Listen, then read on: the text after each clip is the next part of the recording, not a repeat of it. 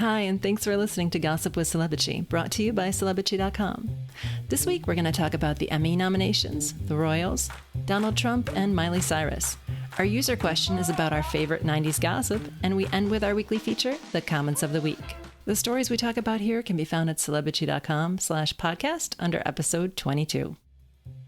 Hi, I'm Katie, the founder and editor of Celebrity.com, and I write as Celebrity. And I'm Chandra. I write as Kaiser, and I'm the lead writer for Celebrity. So we took 3 weeks off. I didn't mean to take 3 weeks off. It was my idea, to be clear. Even as you're dealing with stuff, you're like, oh, let's record the podcast. I'm like, nah, we're good. Let's take a break. I really was ready to record last week, but you were like, no. I had a lot of stuff I want to do this summer, and it's a lot easier for me not to do the podcast because I, spend a lot of time doing it, and it takes a lot of editing time. But the first time we just had some technical difficulties. The second week was 4th of July on Thursday. So that's why we didn't record that day. And then last week, do you want to talk about last week or? Well, last week, my mom had a really bad fall and she fractured 5 of her ribs and she had a bump on her head. And she's been in the hospital ever since. And it's just been like catastrophe after catastrophe. I think she was being overly pain medicated, and that's why she was hallucinating so badly. Yeah. She was in so much pain and she kept on asking for more and more, and then she was just basically going bonkers from morphine. And and she didn't recognize me for like a full day. She didn't recognize anyone. She was like having like full-blown auditory and visual hallucinations. But she's a lot better now. She started to get better, and her best friends drove up from Georgia, and that's been a huge relief for me. Good. I don't have to, feel like I'm a bad daughter and I'm not spending enough time there. And plus, she's just genuinely getting better, so I feel like I don't need to be there constantly. Okay, good. It's thundering at my place in case that comes through. I heard a little muffle, yeah. Yeah. Oh, I'm so sorry that happened to your mom, and I wanted to thank you for working so much. You don't have to do that, and it's amazing and appreciated. And yeah, I've always been good at compartmentalizing, and it's actually a relief to just kind of like put down the stress of my mom and just work and write and just focus on that for a few hours here and there. So that's been good, and it's just been good to have something else. Yeah, obviously. Yeah. Well, I hope your mom is gonna do okay and get well, and that she has a lot of people around her. And yeah, she does, and she likes the attention. Honestly, she really does. Yeah, I mean, maybe it'll help her to be around people more and things like that, because I know my parents made that decision too. Yeah, it's part of a larger conversation that we'll be having. Yeah, it's hard when our parents are getting older. Yeah, it really is. We can change the subject. Yeah, I don't know how to transition. So we got the Emmy nominations came out this week, and first, let me say something about the Emmys just in general. Everyone talks about how it's peak TV and TV is so much better than basically the film industry. And I agree with that. There are so many choices for television shows and all that. But have you felt this over the past 3 or 4 years, especially, that the actual Emmy Award show, it just keeps getting worse and worse? It's completely unmemorable. They're just really poorly organized, I feel like. Anyway. I haven't remembered the Emmys. Yeah, that's a big issue, though. They have bad hosts. The jokes aren't really funny. And I don't know. It just sucks to cover the actual Emmy Awards at this point. I have a question because I'm bad at remembering when stuff happens too. When are they? September, I think. September. Probably mid-September. Oh, shit. Holy. Was that thunder? Yes. All right. Oh my gosh. It's crazy. Anyway, yeah, I don't remember the Emmys. A lot of the awards ceremonies run together, but I know the Golden Globes are really good. And of course, I remember the Oscars and the Grammys, but the Emmys, Yeah, they're completely unmemorable now. And maybe this year will be better because some really big shows have gotten nominated. especially Game of Thrones. Game of Thrones got like crazy nominations for its last season, which is kind of undeserving because the last season was the worst season of Game of Thrones. But the award shows will want to recognize the last season, especially of such an iconic show. I mean, it's probably the last water cooler show ever, maybe, that everyone watches and everyone has opinions about. I hope not. I hope we get another like awesome big show. But I also want it to be more consistently good and not as polarizing. Well, I think that was the beauty of Game of Thrones, was that it was so polarizing and that we all had such strong feelings about it because everybody watched it. Yeah. But yeah. I hope that the next water cooler show has less rape and like less... I'm sorry. It's just funny the way you're like, I hope it has less rape. You're so matter of fact about it. Yep, me too. That'd be good. That would be awesome if it could have less rape. Please. Yeah. You know, please, TV can we writers. Have a less rapey show?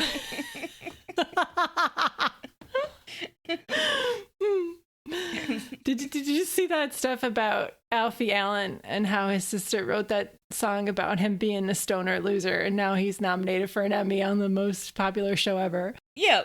I thought that was cute. Well, I mean, I don't like Lily Allen that much, but I think she wrote that years and years ago. Yeah, I don't like her that much either, but... There are several Game of Thrones nominated actors who had to submit themselves for Emmy Awards. And that was Alfie Allen, Gwendolyn Christie, and that Carice, I'm probably mispronouncing your name, Carice Van Houten, who plays Melisandre. Melisandre, yeah.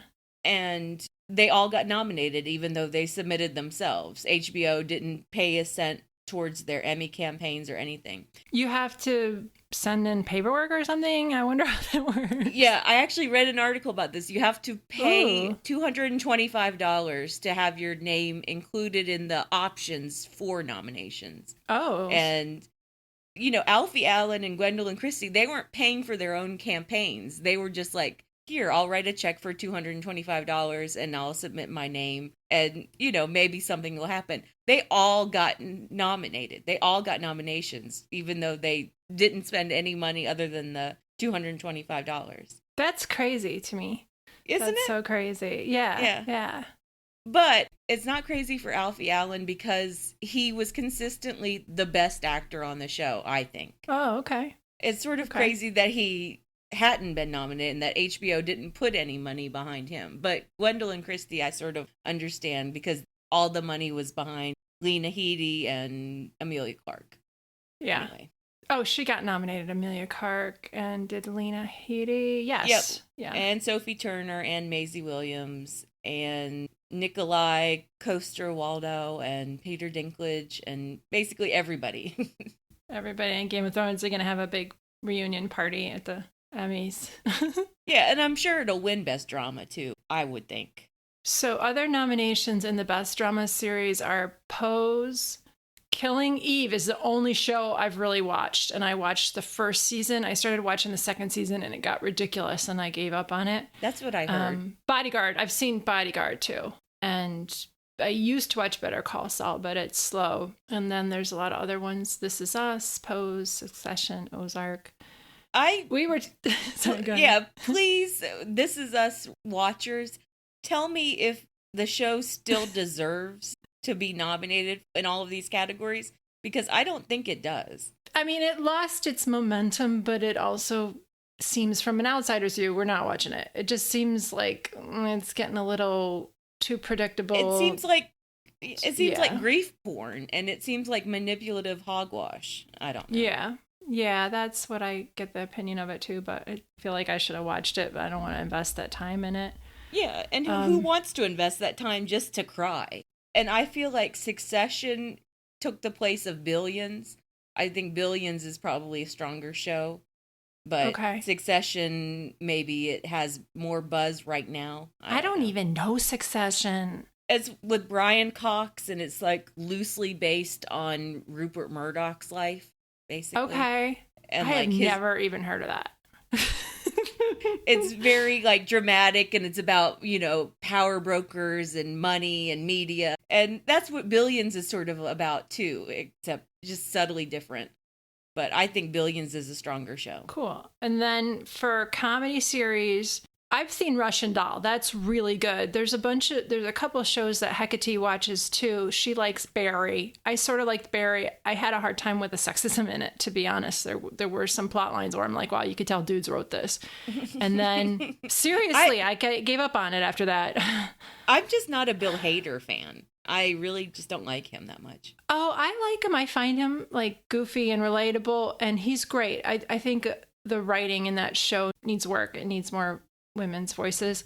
Hecate watches Veep too, and she likes Marvelous Mrs. Maisel. I like The Good Place, but I haven't been keeping up with it the latest seasons. It's just like a lot of shows, they kind of lose their footing after the first couple seasons.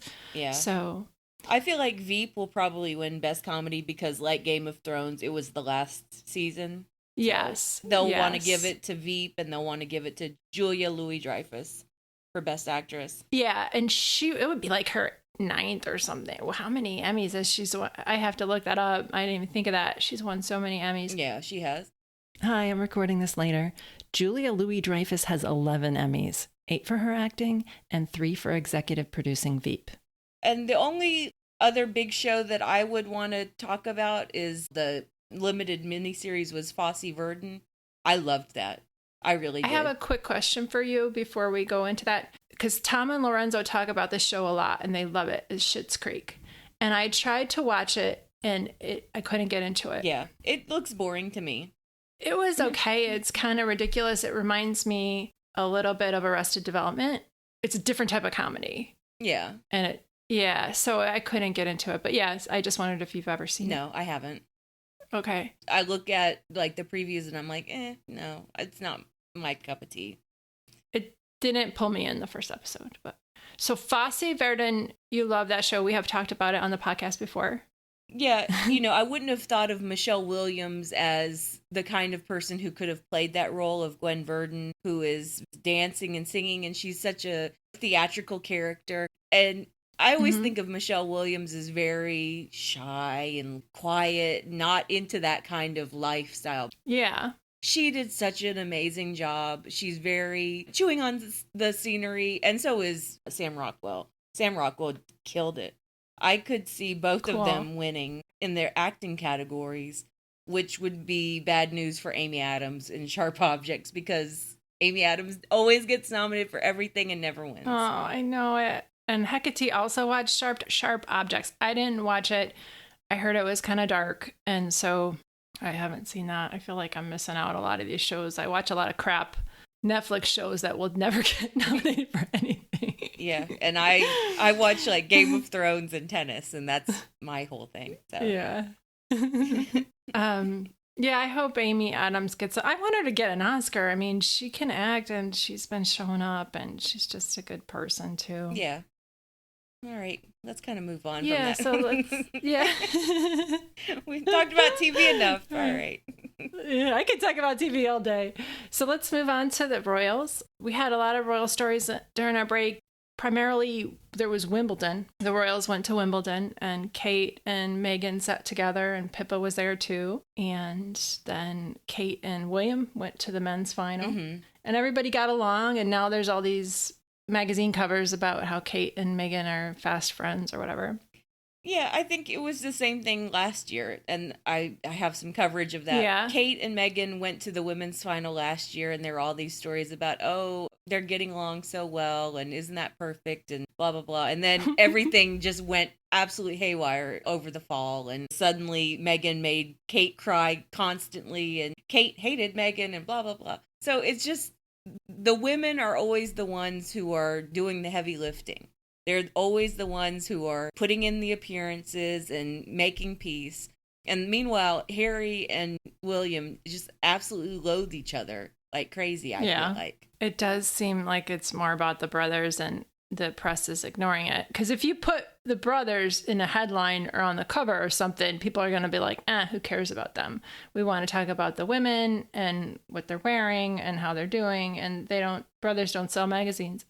Well, I think William and Harry would sell magazines. If People magazine did a What Happened to the Brothers cover story, it would sell. People would be interested in it. Yeah. But the Duchesses would sell better. Yeah, it's a numbers game, I think. And then the Lion King premiere happened, and Meghan and Harry went there. Sorry, go ahead. Do you want to talk more? Well, yeah, it benefited one of Harry's foundations or one of his charities. And a lot of the haters had a lot of crap to say about Meghan's Jason Wu dress. Like, it was too tight. I'm like, she's 2 months postpartum. She's nursing. The dress isn't going to fit as well as you think it is going to fit. I don't know. Okay, I'm looking at it now. She looks great. Remember when she was holding the baby? First of all, everyone's like, you're holding your baby wrong. Not everybody, just some assholes. Babies are wriggly little things. You just hold them how you hold them. And they said her outfit was too loose. And now her outfit is too tight. And then her hair is too loose. And then her hair is too tight. She's just doing her thing. She's always got a big smile on. She's showing up. I didn't do a bit of public work until I was 5 months postpartum, and I felt so out of it. Just not myself. I couldn't show up and be a public person like she does. Yeah. So and I feel like she's doing a great job, and she's going to have some time off. I think even more time off this summer, and then she'll just start working, go to work as normal. September and October. Which is still impressive considering she just had a baby. Yeah, it is. And I feel like she's doing a good job of like slowly easing herself into making a few appearances here and there. Yes. I thought her whole thing with Beyonce and Jay-Z was so cute. It was. You could tell that they just enjoyed meeting each other. Beyonce looked pleased as can be, and so did Meghan. She did. It was really cute. I guess Beyonce said "my princess" if you look at the video. And then it was funny the way Jay-Z hugged her. He like gave her kind of a loose side hug, and yeah, they just looked like they were really happy to meet each other, and it was genuinely nice. Yeah. And Beyonce looked like she was trying to even be a little bit conservative, like she was covering up her thigh slit dress. I didn't see that. Yeah, she was like, I can't show too much skin in front of the Duchess. It was real cute. She was a little bit nervous, I think, about meeting Meghan. Wow. Can you imagine Beyonce's nervous to meet you? I've succeeded in life. So Meghan also met Pharrell Williams, and he told her that what it means in today's climate is significant for so many of us. He was talking about her marriage. And he said, we cheer you guys on. And Meghan said, oh, thank you. They don't make it easy. That's all she said. That is so mild and so nice. And a lot of outlets made a big deal out of that because it sounded like she was complaining, which she would have every right to do. But it was just a very matter-of-fact thing that she said, I think. Yeah, I felt like, well, of course, I went on and on about my interpretation of it. No, you didn't go on. No, I did. It's your job. I felt like she was just making a statement of fact of they don't make it easy to be Black in this country. And it's true. Yeah. They have made it very difficult for her to just exist as a Black woman in the United Kingdom. Yeah. I'm not going to include a clip from that in the podcast just because you can't really hear it because there's a lot of background noise, but I'll embed the video of them meeting. I'll embed it in the podcast post at celebrity.com/podcast, episode 22. So yeah, Meghan, she's handling everything like a pro. It is a joy to watch her. And as you said, she's good for business too. Yeah. It's annoying the way people go after her, but it's also predictable. Mm-hmm. So... And then, speaking of people going after other people, so I was considering whether we should not talk about this because it is so annoying. I don't think we should give it a lot of space, but we also have to expose it for what it is. And Trump's been going after women of color. He's been going after Congresswomen just for existing and doing their jobs. Yeah. Well, first of all, Donald Trump going after women of color is nothing new. He's been attacking women of color for years. Yeah. Specifically, this week he started attacking 4 congresswomen who happen to be minority women. And it all started over the weekend when I guess he just decided that this was going to be one of his big campaign issues, which was that women of color, especially Congresswomen, can't say one negative thing about the country, or else they need to go home to their own countries, even though 3 of the Congresswomen were born in America. Yeah. And I'm half Indian. I've heard comments of, where are you from? Yeah. Meaning, which country am I from? I've heard variations of, go back to where you came from. I've heard variations of, oh, I can barely hear your accent. I'm so sorry.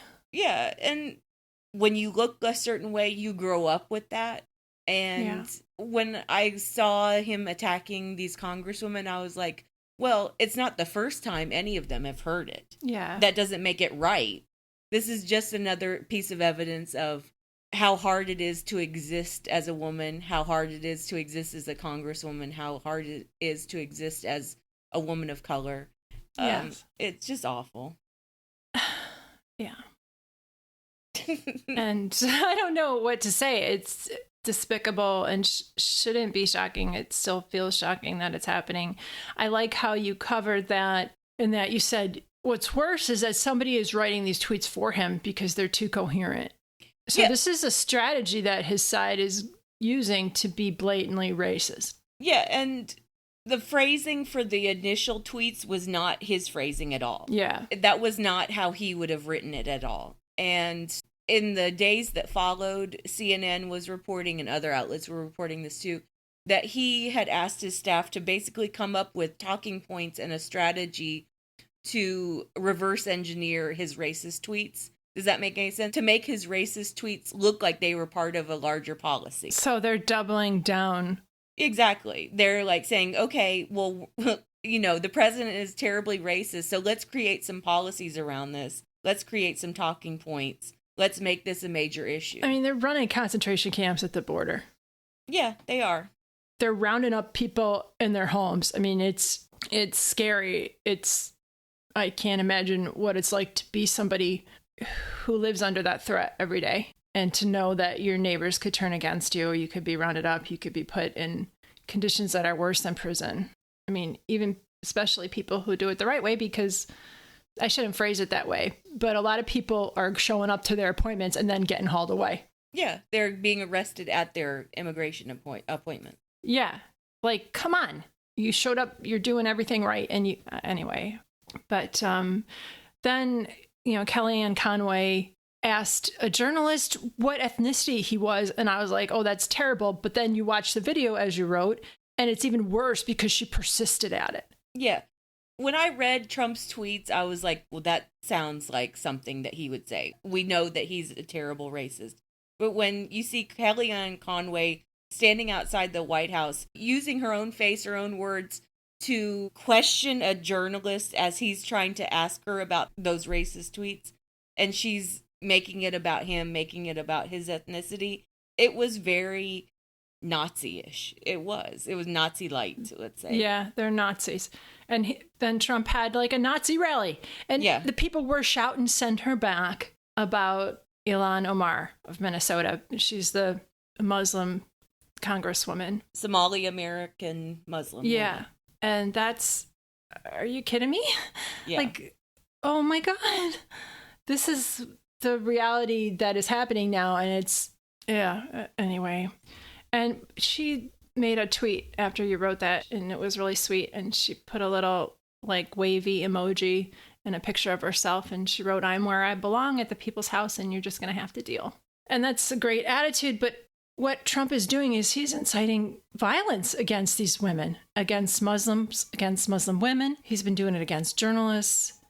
It's really blatant and obvious and terrible. And Okay, yay. Let's move on. All right. Thanks for listening to me complain. All right, and so we're going to talk about Miley Cyrus and make fun of what an idiot she is, because that'll be some nice levity to the... Yeah, we can end on a higher note, yeah. She's covering Elle this month, And she's just so far up her own ass, basically. So what should I read from that, or how do you want to intro that? Let's see. Well, I mean, there are 2 points that we want to talk about, which is the bisexual stuff and then the millennials reproducing stuff. So you go ahead. Okay. People were sweet to us and said, a few different people have said they really like them when I put the music behind it, so I'll put the music behind it. So here's what she said about being bisexual and married to a man. I think it's very confusing to people that I'm married, but my relationship is unique. And I don't know that I would ever publicly allow people in there because it's so complex, so modern and new that I don't think we're in a place where people would get it. I'm in a hetero relationship, but I'm still very sexually attracted to women. People become vegetarian for health reasons, but bacon is still fucking good, and I know that. Yeah. So, what? I don't want to give Nicki Minaj credit for anything, but she really nailed Miley when she called her Purdue chicken. She really did. Like unseasoned, like no, not even any salt on that chicken. But I said this in the post. Miley thinks that she's so special, that she's so unique, and she's so over the top about how special and unique she is that she doesn't even realize that she's this absolutely basic, mediocre girl. She's so basic. The whole thing with like, oh, no one understands her deep bisexuality. Gosh. I mean, girl, like tons of women are bisexual and married to women, married to men. We have tons of representation that way. Amber friggin' Heard. If you want to talk about like Amber Heard representing bisexual women in like a new and unique way, talk about that. But like, no, Miley's out there thinking that she's like the only one. I like Anna Paquin, and she did this 5 years ago. She was talking about being bisexual 5 years ago, and she defended her marriage and just basically said, you know, I'm married, we're monogamous. It doesn't work. Like, I have to get with women all the time. She didn't phrase it like that, but come on. And Miley, I think Miley's just bored being married, and that's why she's acting like she's so great for still being married. I don't even know. Like, she honestly thinks she is the biggest groundbreaking person ever. She thinks that she's just so special and no one has ever done anything that she's done. Anyway, but the bigger quote was about reproducing and being millennial.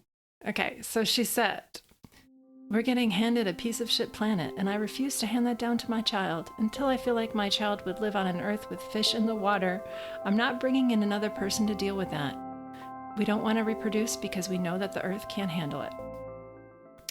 Now, you and I were trying to figure out if she said we, meaning her and Liam, or we, meaning millennials, and she was speaking for her generation. Yeah, and I think that she and Liam are definitely having conversations about not having a baby. Yeah.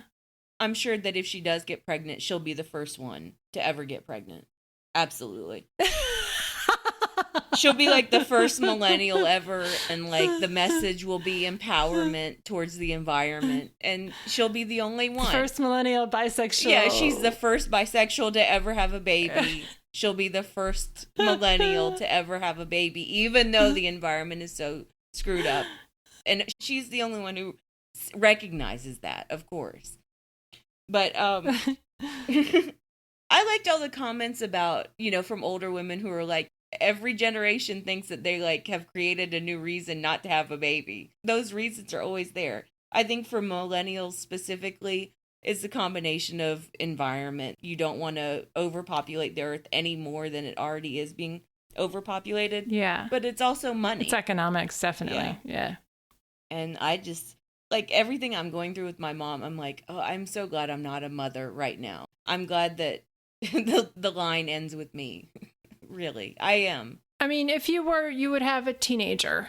And that's a unique thing, too. And, yeah, it's everybody's choice. Everybody should decide if they want a kid or not, or how many they want. Yeah. And I feel like there isn't enough representation. So maybe I'll give Miley credit for this.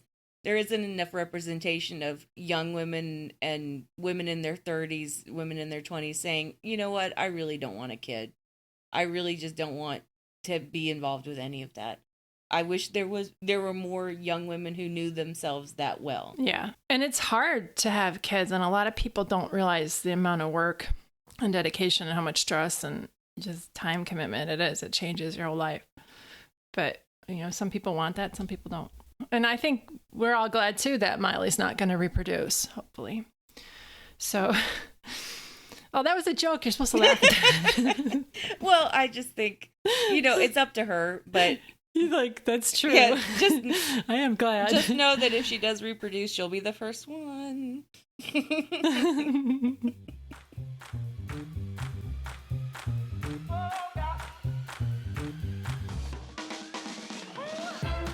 All right, so let's move on to the user feedback. So our number is 434-218-3219. You can text us or leave us a voicemail. You can email us, info@celebrity, or reach us through social media. We got a nice email from Norma in Japan. Hi, girls. My name is Norma. I'm a Mexican girl living in Japan. I've been reading your blog for 10 years. I rarely comment, but I read the comments often, and there are genius comments that have made my day. Celebrity community is mostly nice people with a dark sense of humor. It does not feel hostile like many other sites. I recently started listening to your podcast, and it's amazing. I love Kaiser's laugh. Her snarky comments have cracked me up many times. Both of you sound like really lovely people. Thank you. I think it would be nice if you could talk about some vintage gossip from the 90s, and I would love to hear your take. We love 90s gossip. We do. You have your favorite. You could talk about it. I remember so well because I was watching this on TV when Matt Damon and Ben Affleck were on Oprah promoting Good Will Hunting, and Matt Damon broke up with Minnie Driver just by telling Oprah that he was single. Yeah. And all the women in the audience were like, ooh, Matt Damon single. And then Minnie Driver. I remember that too, because you know why? Everybody watched Oprah in the 90s. Every single person watched Oprah. And it was such a big deal that Oprah had on Matt Damon and Ben Affleck. It was a huge deal. Oh my gosh, I remember seeing that movie with my mom and her best friend. I was like, this is the best movie ever. It was a really good movie. It was. It actually holds up. It does. And then Minnie Driver later was like, yeah, he broke up with me on TV and it sucked. And that was... And then... Yeah, it wasn't the worst thing that Matt Damon did, but... Yeah, and then Matt Damon, he dumped Minnie Driver on Oprah, and then he immediately started dating Winona. I remember that. I remember that really well. And then that was when Winona Ryder was good friends with Gwyneth Paltrow, and then they had some sort of falling out. And Gwyneth was with Ben Affleck, and then Shakespeare in Love. That was just like within a year. That was all packed together. We had a lot of good 90s gossip. 90s gossip is the best gossip, honestly. Yeah, I mean, I remember... It is. Well, we talked about this before. Johnny Depp's whole 90s thing was like just full of gossip. His trashing hotel rooms, his relationship with Kate Moss, his thing with Winona Ryder, and then I guess he met Vanessa after the 90s, right? Yeah. It might have been like late 90s. Late 90s, early 2000s. Yeah, something like that. Hi, this is Katie recording this later. So Johnny Depp and Vanessa Paradis actually met in 1994 at a mutual friend's house, according to Hello Magazine.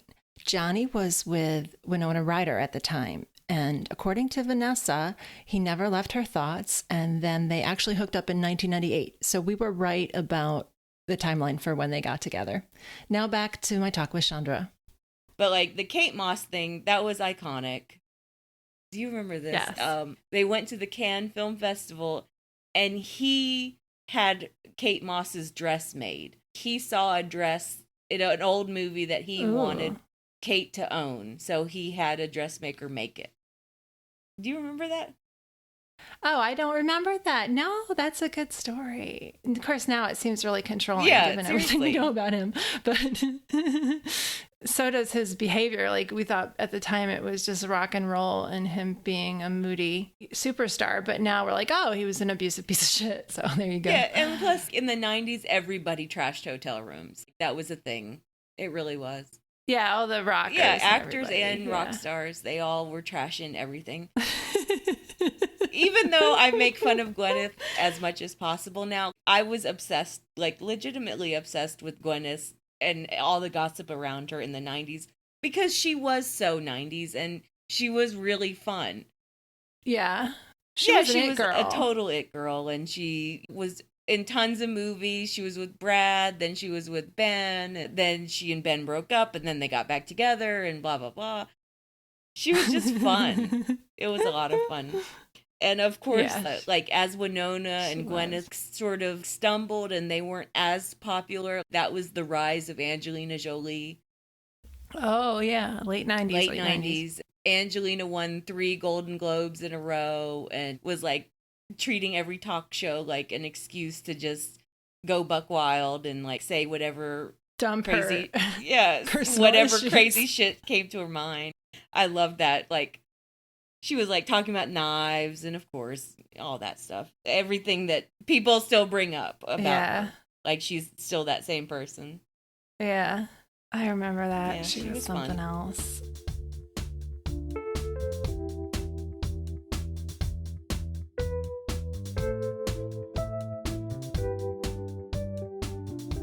All right, so let's move on to the comment of the week. So I don't know how to pronounce her name, but on the post about Kim Kardashian, it was from last week, I think, saying her corset hurt her at the Met Gala and it was like the worst pain.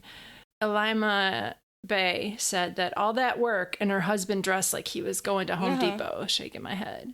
Because Kanye wore like a khaki colored jumpsuit looking thing. He didn't even bother. Yeah. He looked like he was wearing his own brand, his own label. Oh, yeah. Because he loves that neutral beigey color. Ugh. And you also had one about Simon Cowell. Yeah, so Simon Cowell lost weight. I can't believe how popular that post was. He lost weight by giving up gluten, dairy, everything, like sugar, meat. And the twinkle function is the person who wrote this. He looks like he's had assistance from the Bolivian marching powder, judging by that wild look in his eyes. So you never hear Bolivian marching powder, and that was pretty clever. Yeah, I mean, Simon Cowell's had a lot of plastic surgery over the years.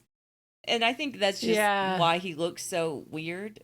Also, a little bit, I think it's odd that he's still with that woman, the woman that had his baby. I think he has a bunch of women and he rotates them. Because I read an interview with Sunita years ago.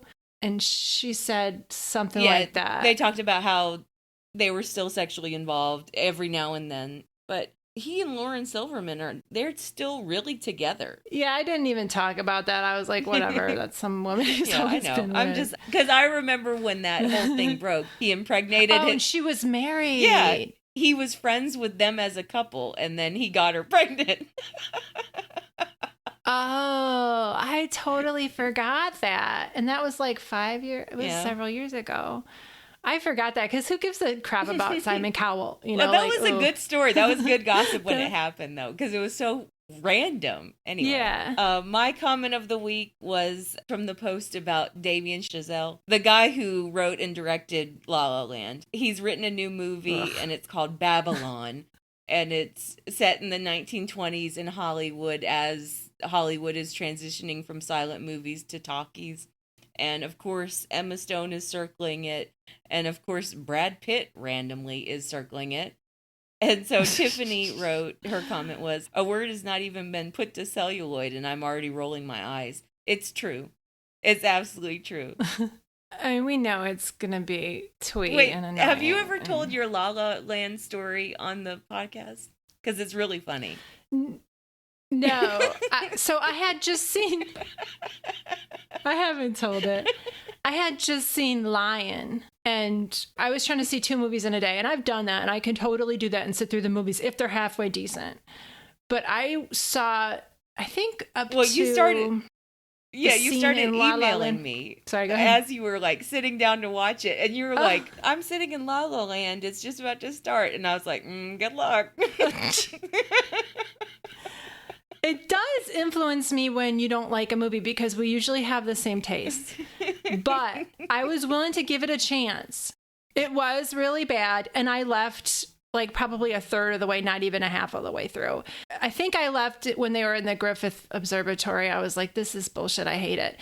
And I like those movies. Like, I really liked Mamma Mia 1 and 2. I just saw that Rocket Man. That was delightful. There's a lot of movies that modern musicals that are good. That is not a good modern musical. Hi, this is Katie recording this later.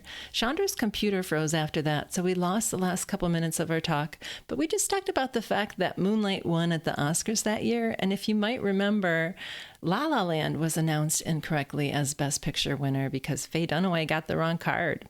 Also, when I emailed Chandra in the theater, I was under my jacket, and I swear nobody could see the light from my phone. I know that's really rude. Anyway, thanks for listening, bitches. Thank you, bitches.